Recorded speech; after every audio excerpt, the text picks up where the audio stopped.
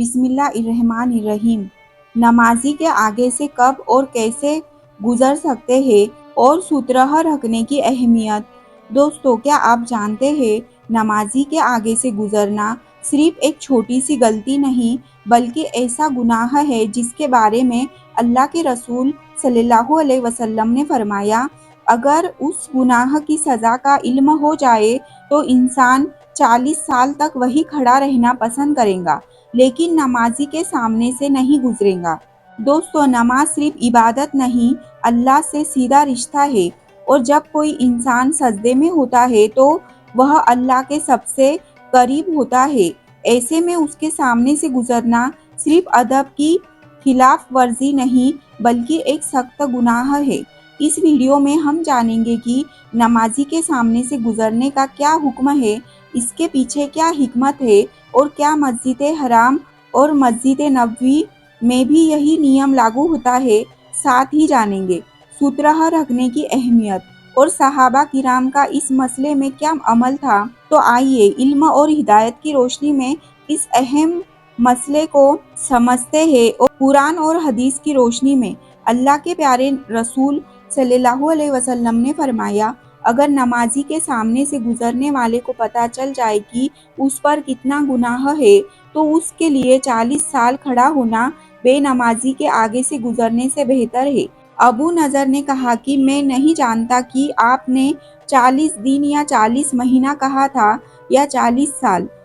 اس حدیث میں نمازی کے آگے اس کے سجدے کی جگہ سے گزرنے میں بہت بڑے گناہ کی خبر دی گئی ہے، اور اگر گزرنے والے کو گناہ کا علم ہو تو وہ 40 سال تک انتظار کرنا تو سہن کر لے گا لیکن نمازی کے آگے سے نہیں گزرے گا۔ البتہ اس کے لیے نمازی کے سجدہ گاہ سے دور گزرنے میں کوئی نقصان نہیں، جیسا کہ اس حدیث سے پتہ چلتا ہے کہ جس میں سجدہ کی حالت میں ہاتھ رکھنے کی جگہ بتائی گئی ہے، اور نمازی کو چاہیے کہ وہ اپنے سامنے سترہ رکھ لیا کرے تاکہ گزرنے والے ہوشیار ہو جائے، جیسا کہ آپ صلی اللہ علیہ وسلم کا قول ہے، جب تم میں سے کوئی سترہ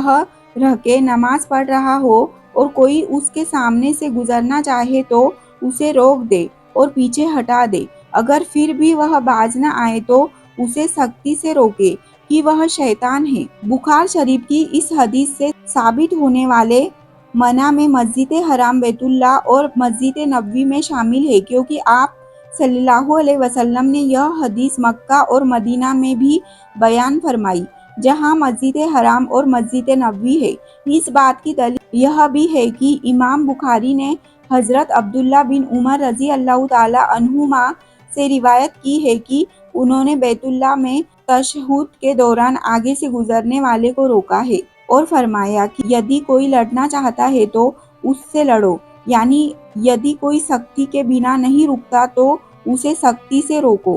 حافظ ابن حجر فرماتے ہیں کہ اس حدیث میں بیت اللہ کا بیان کیا گیا ہے تاکہ یہ بھرم نہ رہے کہ بیت اللہ میں بھیڑ ہونے کی وجہ سے آگے سے گزرنا جائز ہے۔ سبھی روایت امام بخاری کے استاد ابو نعیم نے کتاب الصلاۃ میں کعبہ کے حوالے سے بیان کیا ہے، جبکہ سنن ابو داؤد میں لکھی حدیث ایک راوی کے انجان ہونے کے سبب کمزور ہے۔ اس حدیث کی عبارت یہ ہے کہ کثیر بن ابی وداع اپنے گھر والوں سے روایت کرتے ہیں کہ ان کے دادا نے اللہ کے رسول کو باپ بن سیہون کے پاس بنا سترہ کے نماز پڑھتے ہوئے دیکھا اور لوگ ان کے آگے سے گزر رہے تھے۔ حافظ ابن حجر فتح الباری میں فرماتے ہیں کہ یہ حدیث کمزور ہے کیونکہ کثیر نے یہ حدیث اپنے باپ سے نہیں بلکہ کسی گھر والے سے سنی ہے، اس لیے وہ کمزور ہے۔ اسی طرح صحیح بخاری میں سترہ وغیرہ کے باب میں حضرت ابو حذیفہ بیان کرتے ہیں کہ اللہ کے رسول صلی اللہ علیہ وسلم دوپہر کے وقت مکہ کی اور نکلے، جہاں لاٹھی گاڑے ہوئے ظہر اور عصر کے دوگانا نماز ادا کی۔ دوستو، نتیجہ یہ ہے کہ نمازی کے آگے سے اس کی سجدہ گاہ سے گزرنا حرام ہے، اور اگر وہ اپنے سامنے سترہ رکھے ہوئے ہو اور پھر بھی کوئی اس کی سجدہ گاہ سے گزرے تو اس میں سخت گناہ کی بات ہے۔ اوپر کی حدیثوں کے ذریعے پر یہ حکم ہے کہ مسجد حرام اور باقی سبھی جگہوں کے لیے برابر ہے۔ حکم سے صرف سخت بھیڑ کے وقت مجبوری کی حالت میں چھوٹ ہے۔ دوستو اس بہترین ویڈیو کو لائک کریں، شیئر کریں اور